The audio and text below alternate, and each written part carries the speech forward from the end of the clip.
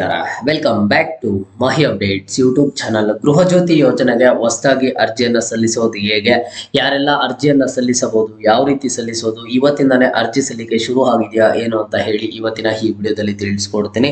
So ನಿಮ್ಗೆಲ್ಲ ಗೊತ್ತಿರೋ ಹಾಗೆ ಡಿ ಕೆ ಶಿವಕುಮಾರ್ ಸರ್ ಅವರು ಸಿಎಂ ಆಗಿದ್ದ ಆದ್ಮೇಲೆ ಇನ್ ಮುಂದೆ ನಿಮ್ಮ ಮನೆಗೆ ಉಚಿತವಾಗಿ 200 ಯೂನಿಟ್ ಕರೆಂಟ್ ಸಿಗಬೇಕು ಅಂತ ಅಂದ್ರೆ ಇಷ್ಟು ದಿನಗಳ ಕಾಲ ಯಾವ ರೀತಿಯಾಗಿ ಗೃಹ ಜ್ಯೋತಿ ಯೋಜನೆ ಅಡಿ ನೀವು 200 ಯೂನಿಟ್ ಕರೆಂಟ್ ಫ್ರೀಯಾಗಿ ಪಡ್ಕೋತಿದ್ರೋ ಅದೇ ರೀತಿಯಲ್ಲಿ ಪಡ್ಕೋಬೇಕು ಅಂತ ಅಂದ್ರೆ ಇನ್ ಮುಂದೆ ನೀವು ಪ್ರತಿಯೊಬ್ಬರು ಸಹ ಮತ್ತೆ ಹೊಸದಾಗಿ ಅರ್ಜಿಯನ್ನು ಸಲ್ಲಿಸಬೇಕು ಅಂತ ಹೇಳ್ಬಿಟ್ಟು ಈಗ ಆಗ್ಲೇ ಸಹ ಒಂದು ಅಪ್ಡೇಟ್ ಆದ್ರೆ ಬಂದಿರುವಂತದ್ದು. ಡಿ ಕೆ ಶಿವಕುಮಾರ್ ಸರ್ ಅವರು ಒಂದು ಹೇಳಿಕೆಯನ್ನ ಕೊಟ್ಟಿರುವಂತದ್ದು. ಹಾಗಿದ್ರೆ ಯಾವೆಲ್ಲ ದಾಖಲಾತಿಗಳು ಬೇಕು ಸಲ್ಲಿಸೋದಕ್ಕೆ, ಎಲ್ಲಿ ಹೋಗಿ ಸಲ್ಲಿಸಬೇಕು, ಯಾವ ರೀತಿ ವರ್ಕ್ ಆಗುತ್ತೆ ಏನು ಅಂತ ಹೇಳಿ ಇವತ್ತಿನ ಈ ವಿಡಿಯೋದಲ್ಲಿ ತಿಳಿಸ್ಕೊಡ್ತೀನಿ. ವಿಡಿಯೋ ಖಂಡಿತವಾಗ್ಲೂ ಹೆಲ್ಪ್ ಆಗುತ್ತೆ. ವಿಡಿಯೋನ ಕೊನೆವರೆಗೂ ನೋಡಿ ಅಂಡ್ ಹಾಗೇನು ಚಾನಲ್ಗೆ ಲೈಕ್ ಸಬ್ಸ್ಕ್ರೈಬ್ ಅನ್ನ ಮಾಡ್ಕೊಳ್ಳಿ. ಮೊದಲಿಗೆ ನೋಡಿ, ಕಾಂಗ್ರೆಸ್ ಸರ್ಕಾರ ಮಾಡಿದಂತಹ 5 ಮಹತ್ವದ ಗ್ಯಾರಂಟಿ ಯೋಜನೆಗಳಲ್ಲಿ ಒಂದು ಯೋಜನೆಯಾದ ಗೃಹ ಜ್ಯೋತಿ ಯೋಜನೆಯಲ್ಲಿ ಈಗ ಹೊಸ ಬದಲಾವಣೆ ಆಗಿರುವಂತದ್ದು. ಹೊಸದಾಗಿ ಮುಖ್ಯಮಂತ್ರಿಗಳಾದ CM D K Shivakumar sir ಅವರು ಗೃಹ ಜ್ಯೋತಿ ಯೋಜನೆಯಡಿ ಒಂದು ಹೊಸ ದೊಡ್ಡ ಬದಲಾವಣೆ ತಂದಿದ್ದಾರೆ. ಯಾಕೆ ಈ ಬದಲಾವಣೆ ತಂದಿದ್ದಾರೆ ಅನ್ನೋದ್ರ ಬಗ್ಗೆ ಮೊದಲಿಗೆ ಹೇಳ್ತೀನಿ ನೋಡಿ. ನಾವು ಕೊಡ್ತಿರುವಂತಹ 200 ಯೂನಿಟ್ ಕರೆಂಟ್ ಕರೆಕ್ಟ್ ಆಗಿ ಯೂಸ್ ಆಗ್ತಿಲ್ಲ. ಮೇಲೆ ಮನೆ ಇಟ್ಕೊಂಡಿದ್ದಾರೆ, ಕೆಳಗಡೆ ಅಂಗಡಿ ಇಟ್ಕೊಂಡಿದ್ದಾರೆ, ಅಂಗಡಿಗಳಿಗೂ ಸಹ ಯೂಸ್ ಮಾಡ್ಕೋತಿದ್ದಾರೆ. ಜೊತೆಗೆ ನಮ್ಗೆ ಇಲ್ಲಿ ಪ್ರತಿ ಯೂನಿಟ್ಗೂ ಒಂದು ಹಣ ಆದ್ರೆ ಏರಿಕೆ ಆಗ್ತಾನೆ ಇದೆ, ಅದರ ಒಂದು ರೇಟು. ಇಲ್ಲಿ ನೋಡಿದ್ರೆ ಜನ ಕರೆಕ್ಟ್ ಆಗಿ ಯೂಸ್ ಆಗ್ತಿಲ್ಲ ಜನಗಳಿಗೆ ಅಂತ ಹೇಳ್ಬಿಟ್ಟು ಈಗ ಮತ್ತೆ ಹೊಸದಾಗಿ ಅರ್ಜಿಯನ್ನು ಸಲ್ಲಿಸಬೇಕು ಅಂತ ಹೇಳಿರುವಂತದ್ದು. ಸೊ ಯಾರೆಲ್ಲ ಗೃಹ ಜ್ಯೋತಿ ಯೋಜನೆಗೆ ಅರ್ಜಿಯನ್ನು ಸಲ್ಲಿಸಬಹುದು ಅಂತ ಅಂದ್ರೆ ಈಗ ಬಂದ್ಬಿಟ್ಟು ಈ 200 ಯೂನಿಟ್ ಫ್ರೀ ಕರೆಂಟ್ ಬಂದು ಮನೆಗೆ ಕೊಡ್ತಿರೋದ್ರಿಂದ ನೀವು ಮನೆಗಳಲ್ಲಿ ಇರುವಂತವರು ಪ್ರತಿಯೊಬ್ಬರು ಸಹ ನಿಮ್ಮ ಒಂದು ಮನೆ ಪರ್ಪಸ್ಗೆ ಗೃಹ ಜ್ಯೋತಿ ಯೋಜನೆಗೆ ಅರ್ಜಿಯನ್ನು ಸಲ್ಲಿಸಬಹುದು ಆಗಿರುತ್ತೆ. ಯಾವುದೇ ತರದ ಬಿಸ್ನೆಸ್ ಪರ್ಪಸ್ಗೆ ಇಲ್ಲ ಅಂತ ಅಂದ್ರೆ ಯಾವುದೋ ಹೋಟೆಲ್ಗಾಗಿ, ಇಲ್ಲ ನೀವು ಕೆಳಗಡೆ ಅಂಗಡಿ ಇಟ್ಕೊಂಡಿದ್ರೆ ಅಂಗಡಿಗಾಗಿ, ಯಾವುದಕ್ಕೂ ಈ ಗೃಹ ಜ್ಯೋತಿ ಯೋಜನೆಯ ಲಾಭ ಆದ್ರೆ ಸಿಗೋದಿಲ್ಲ. ಸೊ ಇದಕ್ಕೆ ಬೇಕಿರುವಂತಹ ದಾಖಲಾತಿಗಳನ್ನ ಹೇಳ್ತೀನಿ ನೋಡಿ. ಮೊದಲಿಗೆ ಈಗ ನಿಮ್ಗೆ ಇಷ್ಟು ದಿನಗಳ ಕಾಲ ಏನೊಂದು ವಿದ್ಯುತ್ ಬಿಲ್ ಅಂತ ಬಂದಿರುತ್ತೆ, ನಿಮ್ಗೆ ಕರೆಂಟ್ ಬಿಲ್ ಅಂತ ಏನ್ ಕೊಟ್ಬಿಟ್ಟು ಹೋಗ್ತಾರೆ, ಆ ವಿದ್ಯುತ್ ಬಿಲ್ ಅಲ್ಲಿ ಕನ್ಸ್ಯೂಮರ್ ಐಡಿ ಅಂತ ಇರುತ್ತೆ. ಓಕೆನಾ, ಆ ವಿದ್ಯುತ್ ಬಿಲ್ ಬೇಕಾಗುತ್ತೆ. ಆ ವಿದ್ಯುತ್ ಬಿಲ್ ಅಲ್ಲಿ ಯಾರ ಹೆಸರಲ್ಲಿ ಆ ಒಂದು ಬಿಲ್ ಬರ್ತಿದ್ಯೋ ಅವ್ರದ್ದು ಆಧಾರ್ ಕಾರ್ಡ್ ಆದ್ರೆ ಬೇಕಾಗುತ್ತೆ. ಜೊತೆಗೆ ಬಂದ್ಬಿಟ್ಟು ಅವರ ಒಂದು ಮೊಬೈಲ್ ನಂಬರ್, ಆಧಾರ್ ಕಾರ್ಡ್ಗೆ ಲಿಂಕ್ ಆಗಿರುವಂತಹ ಮೊಬೈಲ್ ನಂಬರ್ ಅನ್ನು ಸಹ ಬೇಕಾಗುತ್ತೆ. ಜೊತೆಗೆ ನಿಮ್ಮ ಒಂದು ಮನೆಯ ವಿಳಾಸದ ದಾಖಲೆ ಬೇಕಾಗುತ್ತೆ. ಅಂಡ್ ಬಾಡಿಗೆದಾರರಾಗಿದ್ರೆ ನಿಮ್ಗೆ ಒಂದು ಬಾಡಿಗೆ ಒಪ್ಪಂದ ಅಥವಾ ವಾಸಸ್ಥಳದ ಪುರಾವೆ ಬೇಕಾಗುತ್ತೆ. ಜೊತೆಗೆ ಬ್ಯಾಂಕ್ ಖಾತೆ ವಿವರಗಳು, ಅದನ್ನ ಕೇಳಿದ್ರೆ ಅಗತ್ಯವಿದ್ರೆ ಕೇಳ್ತಾರೆ, ಇಲ್ಲ ಅಂತ ಅಂದ್ರೆ ಇಲ್ಲ. ಬಟ್ ನಿಮ್ಗೆ ಏನೆಲ್ಲ ಡಾಕ್ಯುಮೆಂಟ್ಸ್ ಕಂಪಲ್ಸರಿ ಬೇಕು ಅಂತ ಅಂದ್ರೆ ಈಗ ನಿಮ್ದು ಕರೆಂಟ್ ಬಿಲ್ ಯಾರ ಹೆಸರಲ್ಲಿ ಇರುತ್ತೋ ಅವ್ರದ್ದು ಬಂದ್ಬಿಟ್ಟು Aadhaar card and next mobile number, ಆಧಾರ್ಗೆ ಲಿಂಕ್ ಆಗಿರ್ಬೇಕು ಕಂಪಲ್ಸರಿ ಆಗಿ ಆ ಒಂದು ಮೊಬೈಲ್ ನಂಬರ್. ಅಂಡ್ ನೆಕ್ಸ್ಟ್ ಮನೆಯ ವಿಳಾಸದ ದಾಖಲೆ ಬೇಕಾಗುತ್ತೆ.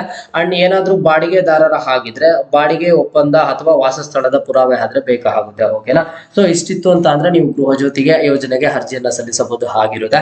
ಹಾಗಿದ್ರೆ ನಾವು ಗೃಹ ಜ್ಯೋತಿ ಯೋಜನೆಗೆ ಎಲ್ಲಿ ಅರ್ಜಿಯನ್ನ ಸಲ್ಲಿಸಬೇಕು ಅಂತ ಅಂದ್ರೆ ಕರ್ನಾಟಕವನ್ನಲ್ಲಿ ಅರ್ಜಿಯನ್ನ ಸಲ್ಲಿಸಬಹುದು, ಗ್ರಾಮವನ್ನಲ್ಲಿ ಅರ್ಜಿಯನ್ನ ಸಲ್ಲಿಸಬಹುದು. ಅಂಡ್ ಹಾಗೇನೂ ಸಹ ಈಗ ಹೊಸದಾಗಿ ನಾಡ ಕಚೇರಿಯಲ್ಲಿ ಹೇಳಿದರೆ ಅಲ್ಲೂ ಸಹ ನೀವು ಒಂದು ಅರ್ಜಿಯನ್ನ ಸಲ್ಲಿಸಬಹುದು ಆಗಿರುತ್ತೆ. ಸೊ ಈ ರೀತಿಯಾಗಿ ಇರುತ್ತೆ ಇದರ ಒಂದು ಪ್ರೊಸೀಜರ್.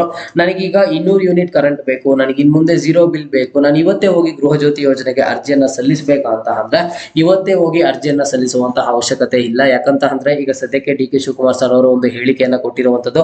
ಜೊತೆಗೆ ಇಲ್ಲಿ ಕರೆಂಟ್ ಏನ್ ಕರೆಕ್ಟ್ ಆಗಿ ಯೂಸ್ ಆಗ್ತಿಲ್ಲ ಅದನ್ನೆಲ್ಲ ಸ್ಟಾಪ್ ಮಾಡಬೇಕು ಅಂತ ಹೇಳ್ಬಿಟ್ಟು ಒಂದಿಷ್ಟು ಕಾರ್ಯಾಚರಣೆ ನಡೆಸ್ತಿದ್ದಾರೆ. ಅಂಡ್ ಈಗ ಹೊಸದಾಗಿ ಅಪ್ಲಿಕೇಶನ್ಸ್ ಓಪನ್ ಮಾಡೋದಕ್ಕಿಂತ ಮುಂಚೆ ಒಂದಿಷ್ಟು ಷರತ್ತುಗಳನ್ನು ಸಹ ಸಿಗುತ್ತೆ. ನಿಮ್ಗೆ ಗೃಹ ಜ್ಯೋತಿ ಯೋಜನೆ ಅಡಿ 200 ಯೂನಿಟ್ ಫ್ರೀ ಕರೆಂಟ್ ಏನೋ ಸಿಗುತ್ತೆ. ಇದು ಯಾವುದೇ ಕಾರಣಕ್ಕೂ ಸ್ಟಾಪ್ ಆಗಲ್ಲ, ಬಟ್ ನೀವು ಹೊಸದಾಗಿ ಅರ್ಜಿನ ಸಲ್ಲಿಸಬೇಕಾಗ್ತದೆ. ನಾನು ಈಗಾಗಲೇ ಏನ್ ಹೇಳಿದೆ ಆ ಎಲ್ಲ ಒಂದು ದಾಖಲೆಗಳು ಬೇಕು. ನಿಮ್ಮ ಮನೆಗೂ ಇನ್ ಮುಂದೆ 200 ಯೂನಿಟ್ ಫ್ರೀ ಕರೆಂಟ್ ಬೇಕು ಅಂತ ಅಂದ್ರೆ ಕರ್ನಾಟಕ 1, ಗ್ರಾಮ 1, ಬೆಂಗಳೂರು 1 ನಾಡ ಕಚೇರಿಗಳಲ್ಲಿ ಅಪ್ಲಿಕೇಶನ್ ಹಾಕಬಹುದು ಆಗಿರುತ್ತೆ. ಬಟ್ ಇವತ್ತಿಂದಾನೇ ಅಪ್ಲಿಕೇಶನ್ ಹಾಕುವಂತ ಅವಶ್ಯಕತೆ ಇಲ್ಲ. ಸರ್ಕಾರ ಒಂದು ಗ್ರೀನ್ ಸಿಗ್ನಲ್ ಅನ್ನ ಕೊಡ್ತಾರೆ, ಇವತ್ತಿಂದ ಜಾರಿ ತಂದಿದ್ದೇವೆ, ಮತ್ತೆ ಹೊಸದಾಗಿ ಅಪ್ಲಿಕೇಶನ್ಸ್ ಆಗ್ಬೇಕು ಅಂತ ಹೇಳಿ.